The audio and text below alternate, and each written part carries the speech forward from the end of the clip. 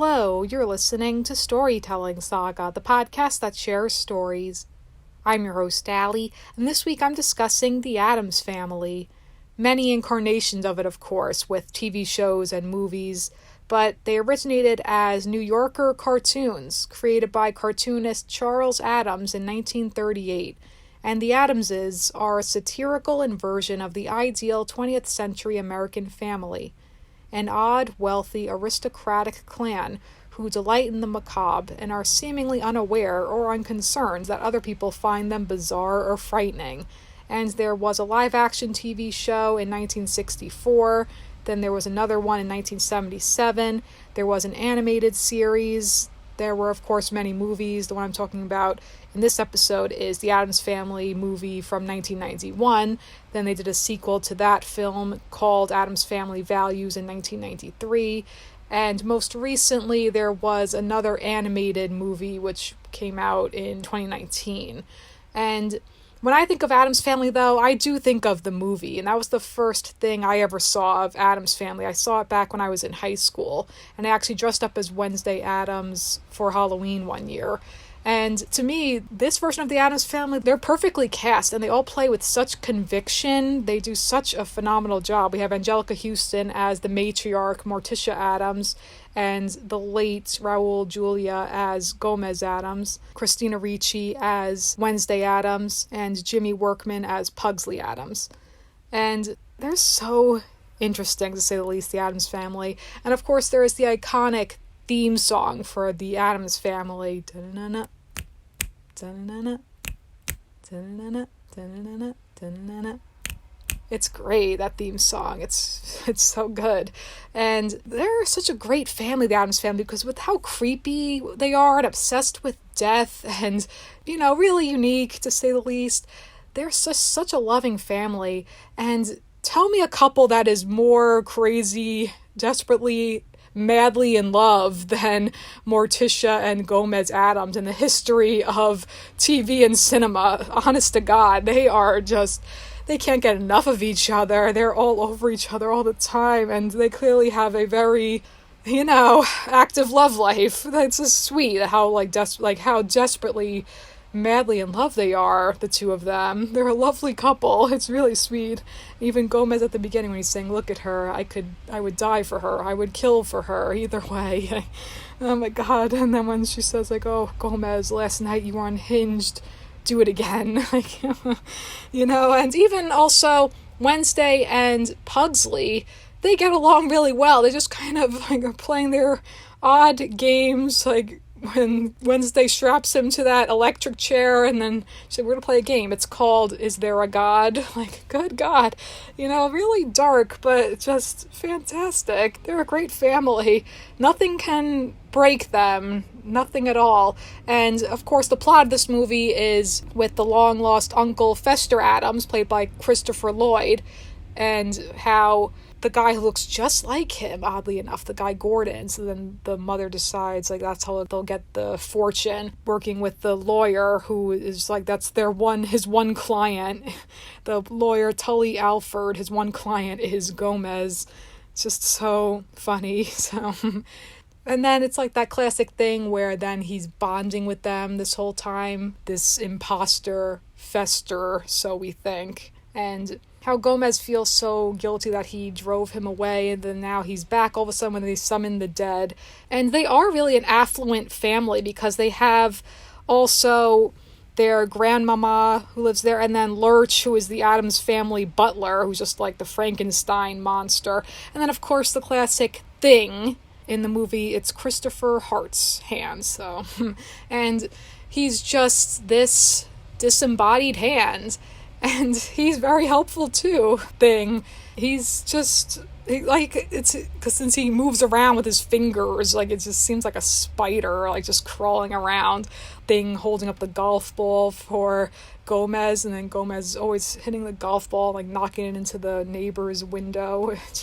Goodness. So then when Fester, when he comes back from the dead, it seems, and Gomez is just so excited that he's back, and then he takes him to his secret lair and just trying to be oh, you remember our secret word we would always use. And then when he can't remember and then he's starting to have doubts, he couldn't remember the cigar, he couldn't remember the thing with the finger trap, that's really what sets him off. Then he's playing with his trains, and then Morticia's saying, oh no, he's playing with his trains, like, so he's in distress.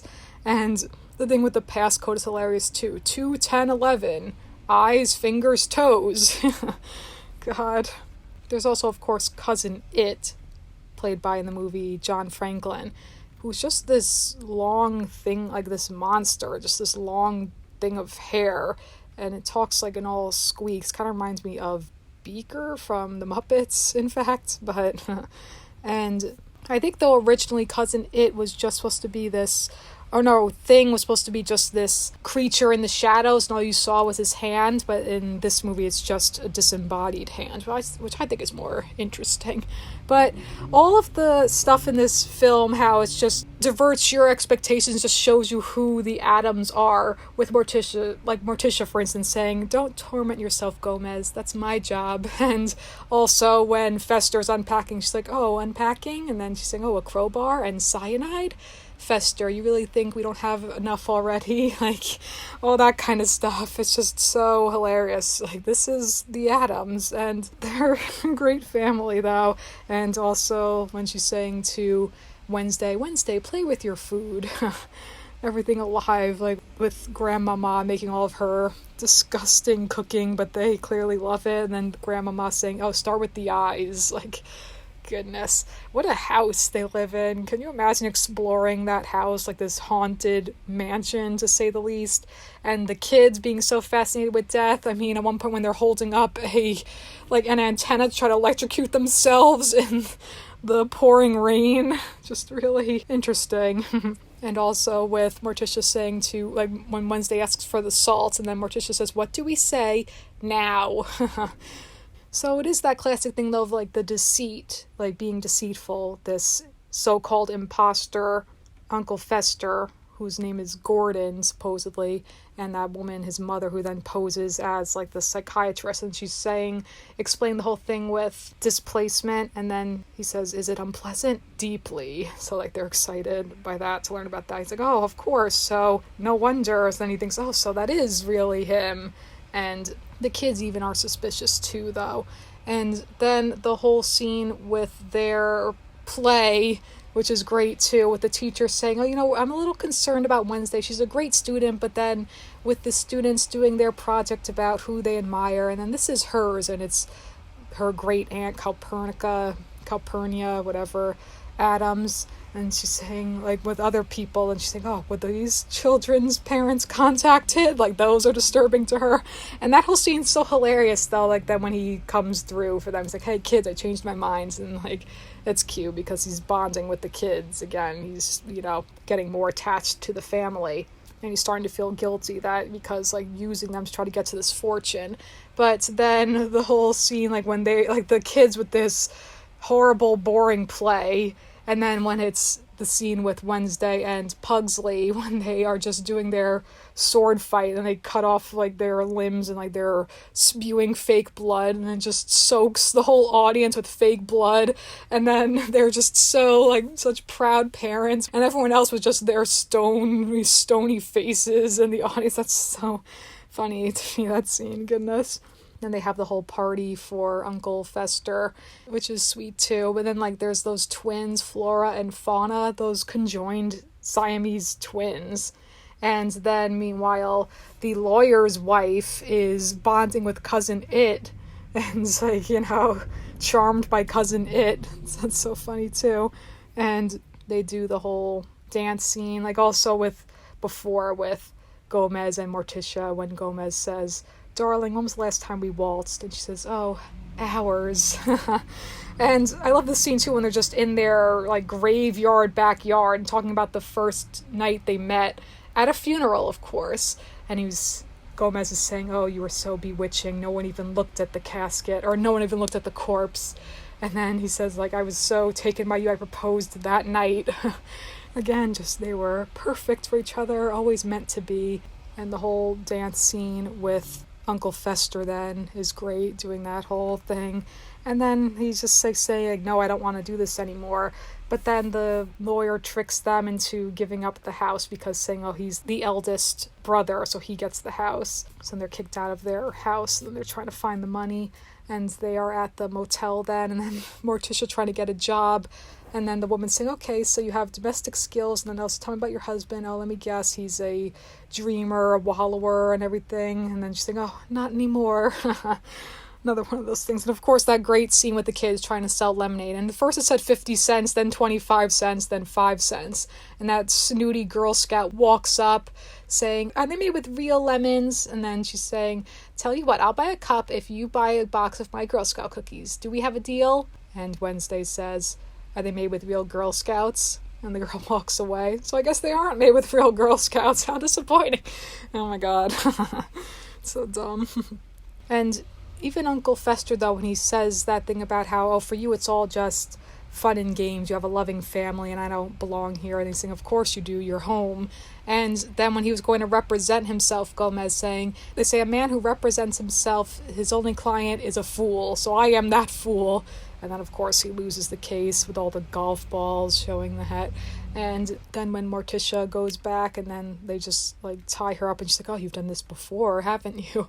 And the great thing with, which we see throughout the movie, with the books, how if you open, Gone with the Wind, you open it up and it's the wind blowing at you. And then the thing with the sun, it's like, oh, I'm just getting some sun. And then so he picks up the thing with the hurricane and then blows them away, the mother and the lawyer. And the mother is just this, greedy woman saying, oh, you're just nothing but a sniveling baby, and I should have never picked you up when I found you. And then they just go into coffins, fly into coffins, and then Pugsley and Wednesday, Pugsley saying, are they really dead? And Wednesday said, does it matter? Goodness gracious. And then it turns out, when we flash forward 7 months later, it turns out that was Uncle Fester all along, the actual Uncle Fester, but he had amnesia, and then when he was struck by lightning, he got his memory back. So he's back home where he belongs, and it's really sweet. And they go to play Wake the Dead. And then just the lovely thing with Gomez saying, oh, darling, what could be better? And then she holds up the little onesie with the extra foot, and then he's like, oh, is it true? It's true. So they are having another baby. It's so cute. And then the baby, of course, is born in the sequel, Addams Family Values. The son is named Pubert. And evidently that was what they originally wanted to name. That was originally Pugsley's name, but then they said that was too inappropriate because it sounds like puberty. So they changed it to Pugsley. So there you go. So then Pubert, their newborn baby. So just, I love the Addams Family. They're so intriguing with all of their darkness, but with their unconditional love for each other, that they all are just this unit, that nothing can break them, that it doesn't matter that if people find them bizarre, that's who they are. So they're just great. This is a really great movie. This, to me, is one of my favorite adaptations of Addams Family, and I think it's just really, again, well performed, perfectly cast, just really great, and just really interesting, and just capturing the love of this family between Gomez and Morticia, and with the siblings, and with the parents and their children. Just really sweet, all those dynamics. And they're creepy and they're kooky, mysterious and spooky. They're all together ooky, the Addams Family. And with that is going to conclude this week's episode of Storytelling Saga. As always, you can follow the podcast on Twitter, Facebook, and Instagram. Be sure to check out storytellingsaga.com, and feel free to send me any questions, comments, or writing prompts by leaving me a message in the contact section of storytellingsaga.com, or send me an email at storytellingsaga@gmail.com. Next week, what's this? What's this? There's color everywhere. What's this? There's white things in the air. What's this? I can't believe my eyes. I must be dreaming. Wake up, Jack. This isn't fair. What's this? I will be discussing The Nightmare Before Christmas. Until then, thank you for listening, and remember, write what you love.